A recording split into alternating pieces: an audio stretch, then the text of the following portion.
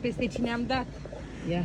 Se poate, da? Da, cum se Inspectoratul de Poliție Județean, purtător de cuvânt al Ministerului Afacerilor Interne, pentru dumneavoastră, cel din afară care îmi trimiteți uniforma din altă țară, da? Da, care mi-am dorit eu, da? Da, de militar, că foarte mult visez la ea, numai că am și dotările pentru ea, da? Armă ce dotare ai? și am o armă. Arma albă. Nu, armă de tragerea, adică este regular. Da, ce sale am pierdut-o, bă, Ioan? Aici este unde la care mă înregistrez în caz că vreau să fac un film. Cum se numește? Aparatură de înregistrare audio-video. Bodycam. Nu. E un bodycam, dar numai că eu acum înregistrez pentru mine. Ai fost la nuntă?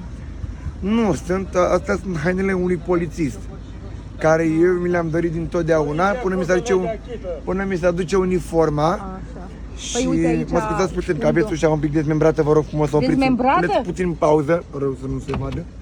Gata, acum dați drumul. E în regulă, da? Ioane, da, vezi că o să-ți trimită cineva o costumație. Costumație de militar? Da. De militar? Da. De aia albastră? Da, mă. E asta am vrut să vă zic. Că pentru el o fac acum. Da. Da. Înțelegeți? Și eu te...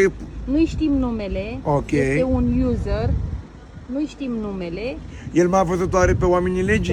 Te-a văzut. Când v-am oprit în trafic odată, da? M-ai oprit pe mine în trafic. Păi nu v-am pus acolo să puneți tot să vă asigurați că nu era bine. Păi da, corect. Da. Ce vreau să mai transmit? 2 secunde, da? Da? Da, da, da. Pentru tine, dragul meu, te voi felicita, îți voi ajuta să salvezi viața și gratis, pentru că tu mi-aduci uniforma care am nevoie de ea la muncă, da? În pretextul în care eu mi-am dorit acea uniformă și sperăm să muncesc în continuare și să nu-mi bat joc de ținuta care vrei să-mi aduci. Să vedem diplome, Ioane. Da, și să vedem dacă putem să putem rezolva problema. Până atunci sunt purtătorul de cuvânt al Inspectoratului Județean de Poliție MAI, Ministerul Afacerilor Interne, până mi se aduce uniforma. Și când mi s-a adus uniforma, pe asta o păstrez în zilele mele libere și când vine vorba să lucrez,